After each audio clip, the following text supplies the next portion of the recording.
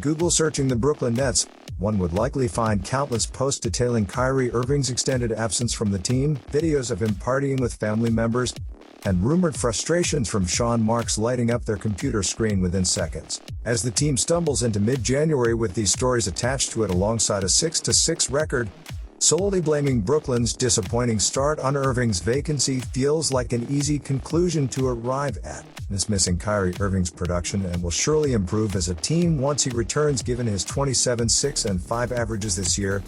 But even if Irving chose to instead suit up during the Nets' previous games, each contest results would likely remain unmoved due to some additional problems within the Brooklyn basketball machine. Thanks to the James Harden trade, which has sent Jarrett Allen and Caris LeVert away, these issues will not only persist, but could be made worse. While the Brooklyn currently posts the league's third highest scoring average at 118.8 points per game, as well as a top 10 team shooting percentage at 47.8%, they still find themselves dropping games left and right. With the Brooklyn having already established themselves as an intelligent scoring team, turnovers and defensive play appears to be responsible behind Brooklyn's continued woes. But aside from this, the numbers are back up as well. They currently average 15.5 turnovers per game, the fifth worst mark among all NBA teams. Tossing passes to heavily covered teammates already seems like a poor habit for Brooklyn, particularly forcing the ball inside against well-positioned pick-and-roll defenders. 3 or 4 passes each game seem to fly wayside for this team, with possible receptors unaware of their trajectory. On the defensive end, Brooklyn continues to give up offensive rebounds without resistance, giving up a league-high 18.8 offensive rebounds per game, mainly from poor positioning under the basket. Defensive sets rarely end for the Nets after a shot attempt. With the team struggling at a stunning rate to protect the ball and play defense, Brooklyn appears like willingly to give away points like flyers outside Barclays Center. These proneness have made the Nets an unbelievably discouraging team to watch at times this season, with so many easily preventable issues consistently coming into realization. As a combined result come from these two headaches, the Nets currently own a -84 field goal attempts differential, even following a victory against the New York Knicks. And any team that consistently yields increased shots like this lies at risk no matter who opposes them. Showing this concept accurate, Memphis Grizzlies, who failed to score 100 points during their previous 3 contests, dropped 115 on Brooklyn last week. Days later, Nets just gave up 129 points to the Oklahoma City Thunder, who averaged only 101.4 points per game heading into that game.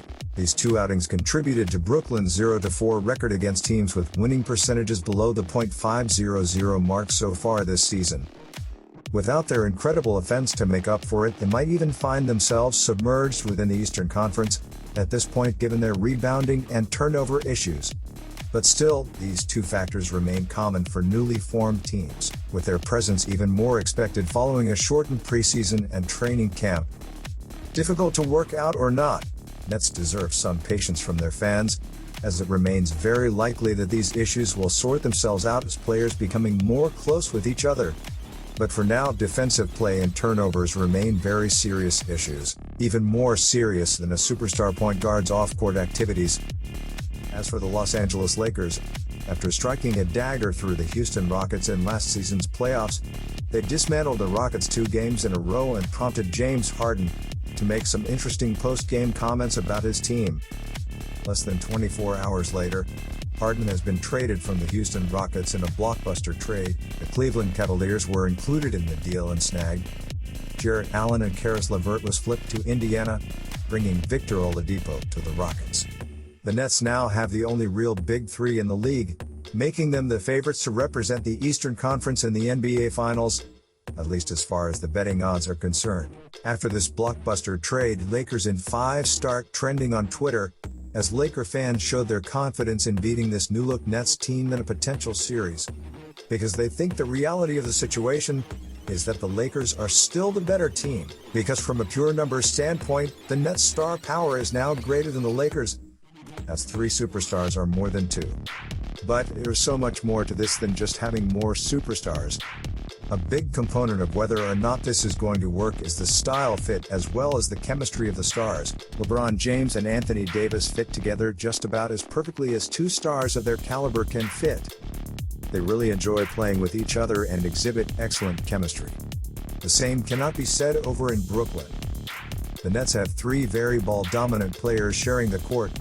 Kevin Durant knows what it takes to play on a team like this, so he is not the one to worry about. Irving is not even with the team right now, and there are already reports that Irving is frustrated with the Nets.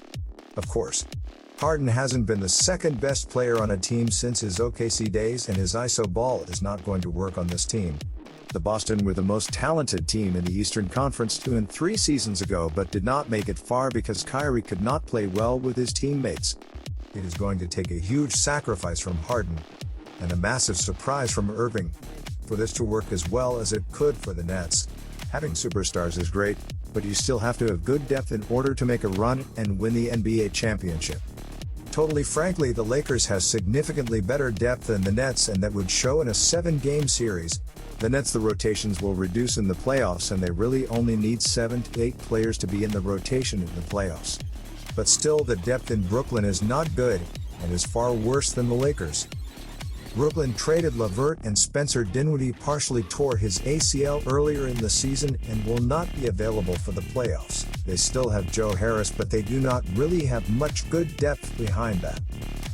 DeAndre Jordan is no longer that good, and the next 5 players in the rotation are Jeff Green, Timothé Luwawu-Cabarrot, Landry Shamet, Bruce Bowen, and Chris Chiozza. Meanwhile, the Lakers have Dennis Schroeder, Montrezl Harrell, Kentavious Caldwell-Pope, Marc Gasol, Wesley Matthews, Alex Caruso, Talen Horton-Tucker, and Kyle Kuzma.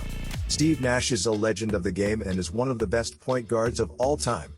That does not make him a sure thing to be a great head coach, and we have already seen early on this season that Nash is rough around the edges.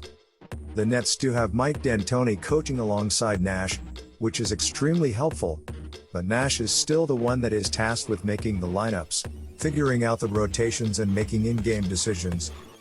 This is not to say that he can't be a good head coach, but to expect him to be great in his first year is too much. Meanwhile, the Lakers have one of the best defensive-minded head coaches in the league in Frank Vogel.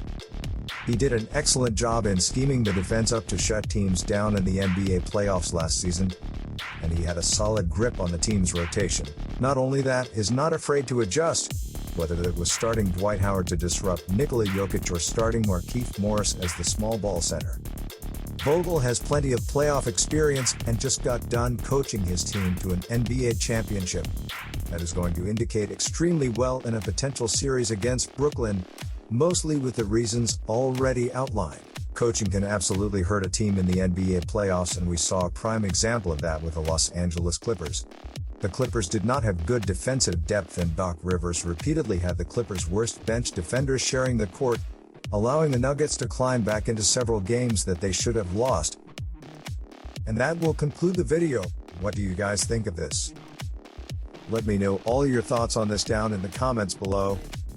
If you enjoyed the video, be sure to drop a like and subscribe for more NBA content like this.